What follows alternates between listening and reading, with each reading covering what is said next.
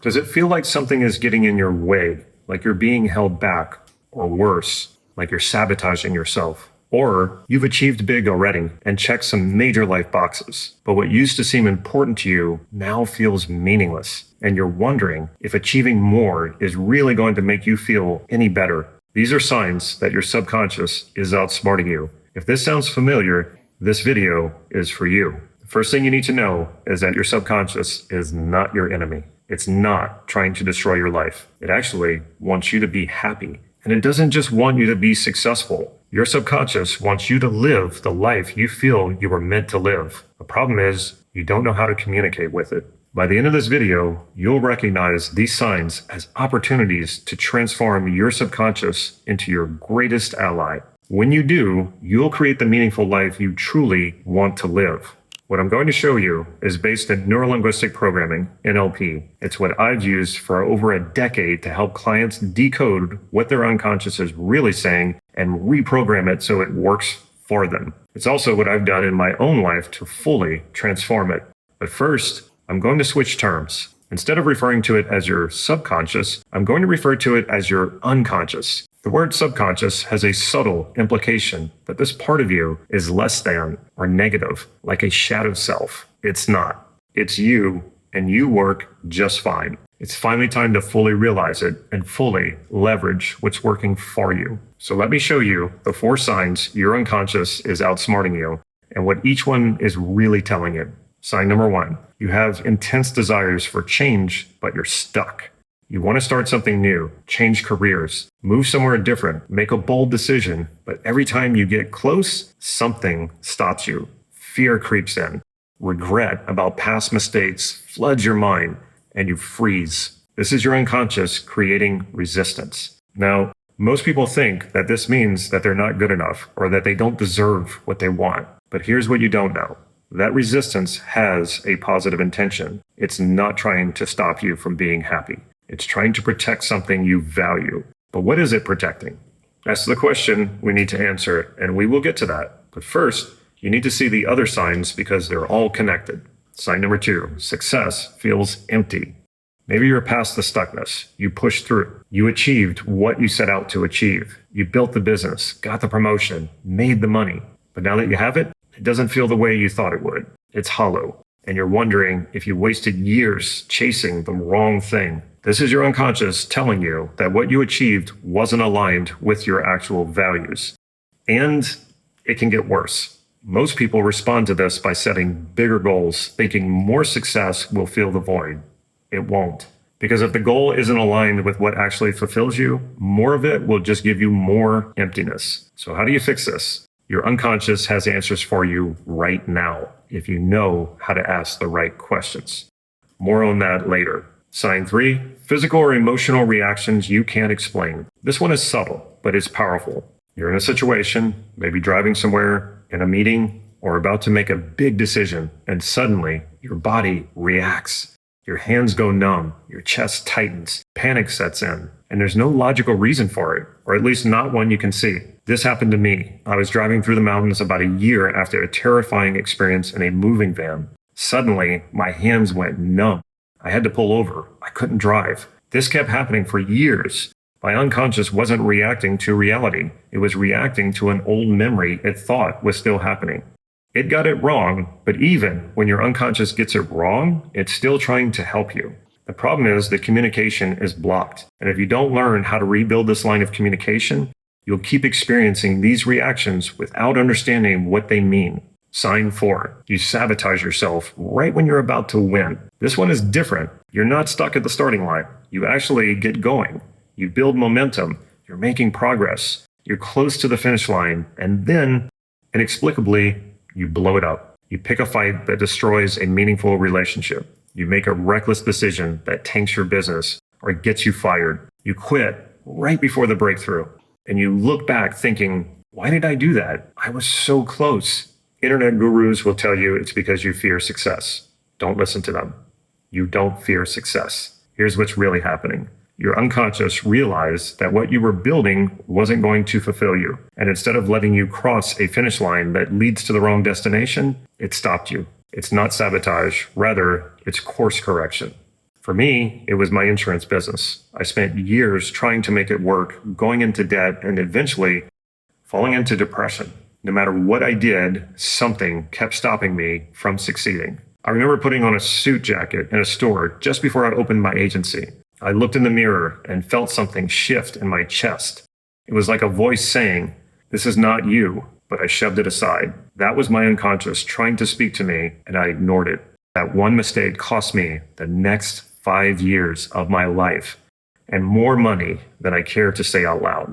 So here's what all 4 signs are really telling you. Your unconscious isn't sabotaging you. It's trying to communicate with you, but you don't know how to listen. And that's the problem we need to solve. But first, let's take a moment to understand your unconscious better. Have you ever gone into your attic or cellar and found items you forgot about? A jacket from college, a baseball mitt you haven't worn in decades. Just because you forgot about them doesn't mean they disappeared. This is one way your unconscious works. You've forgotten more thoughts and memories than you're aware of right now, but they're still there.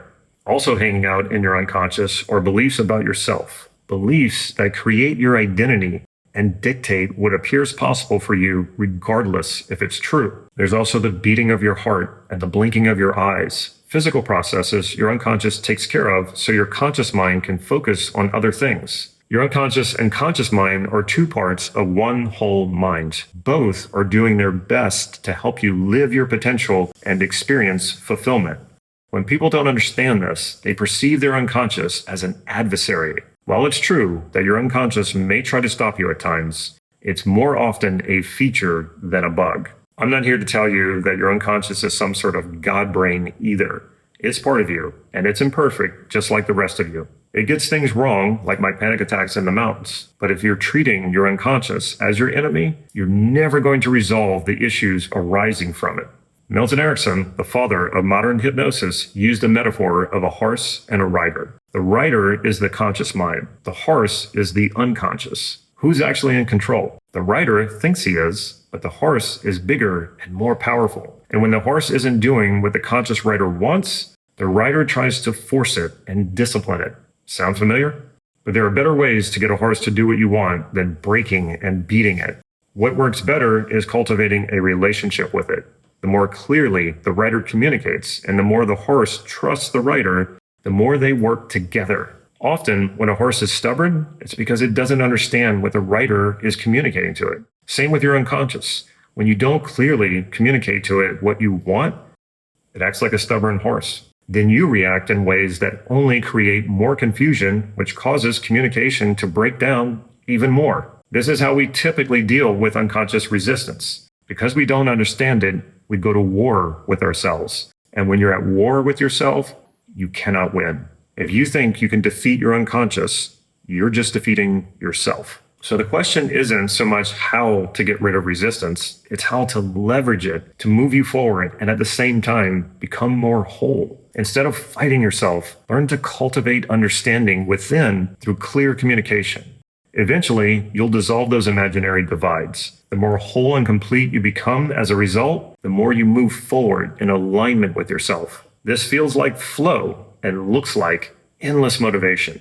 When it comes to moving past these obstacles, the first place to start is getting very clear about what you want. Everything starts with knowing what's important to you. In NLP, we call this values elicitation. Your values hold the key to your motivation and fulfillment. They point the way, especially when you bring them into your conscious awareness. I've created a free PDF that walks you through how to elicit your deeper unconscious values. You'll find it in the description of this video below. Once you know your values, you might be tempted to hunt down every bit of resistance before you start moving toward what you want. Don't. That's a trap. You can spend the rest of your life finding more and more resistance and never actually start on the path toward the life you want. Instead, find your North Star and start moving toward it. Resistance will show up, I guarantee it. And when it does, that's when you work with it. Don't resist it. Resisting resistance just creates more friction. Welcome it to the conversation. Anytime there's resistance to moving toward what you want, it's an opportunity to integrate that part of yourself. There's an entire NLP process on how to do this called parts integration. You'll also find a link to a free PDF in the description that will walk you through each step of this process. But first, I'll give you a basic overview here, then download that PDF, and from now on, treat resistance as your unconscious communicating an important message to you. When you experience resistance, instead of resisting it, listen, welcome it, ask it, what is its intention for you? All resistance has a positive intention. Now, this next part is really important. Resistance is what we call an away from strategy. It's trying to move you away from something. Like when I was trying to be a successful insurance agent, the resistance wasn't moving me toward my ideal career. It was moving me away from the one that was making me miserable. My unconscious knew that if I became successful at insurance, I would be stuck doing something I hated for the rest of my life because I'd be making too much money to walk away and find something more fulfilling. So it held me back and would look like self-sabotage. But in actuality, it knew better. Because we ignore these unconscious messages, we leave it no choice but to invoke resistance. You're so focused on moving toward what you want that your unconscious only knows how to pump the brakes and move you away from it. But an away from strategy is like running a race backward, focusing on moving away from the starting line instead of focusing on moving toward the finish line. So we have to turn that around. If resistance says it doesn't want you to be disappointed or it doesn't want you to fail, ask it, what do you want from me instead? If it doesn't want you to fail, it probably wants you to succeed. Success is a great value. And remember, you don't fear it when you're clear about what it means to you. Take it further and elicit what is important to you about succeeding. You might get happiness or joy. If your unconscious is preventing you from going for something big because it doesn't want you to be disappointed if you don't get it, it probably wants you to be happy instead. That's valid. Happiness is something you can move toward. It's also a value. Once you have that, look at the values behind your original goal and ask if what that part wants is compatible with those values. Values are general and vague, so there's plenty of room for integration. The values behind your goal might be success and happiness. You might be surprised to find that the unconscious part that's resisting also wants the same. You adjust what you're going after so the resistant parts can align. This might require that you alter your goal or throw it out completely and set a new one that fulfills all of your values. This will ensure that the goal you choose is the right one for you. When resistance disappears, it's not because you overpowered it. It's because every part of you finally aligned. Oftentimes we push through to be successful without even knowing if it will fulfill us. You can succeed a lot and achieve a lot, and it can be empty because not all achievements will fulfill you. Not all achievements will align with your values. Once you have agreement that the positive intention from the unconscious part is aligned with the values for achieving the goal, ask if it would be willing to play a role to make sure that as you move toward your goals, you're also fulfilling the other values as well. You'll always get a yes. I've never gotten a no unless the part needs reassurance that you've adjusted your approach to fulfill all your values, not just some. Once you make those adjustments, the part will want to play a role because that's all it ever wanted, to be integrated back into the whole. This is a wonderful, simple tool to cultivate open communication with your unconscious and connect with it rather than fight yourself. If you don't fully understand it yet, you will the more you practice it. Believe me, it's so much easier to create the life you want from a place of wholeness and fulfillment rather than fighting, forcing, and disciplining yourself into doing something that doesn't fulfill you. Fear is a common form of resistance, and fear often keeps us from even trying because we fear failure. If you want to learn how to create a sense of self and identity that's so powerful you can't fail, check out this next video on how to do exactly that.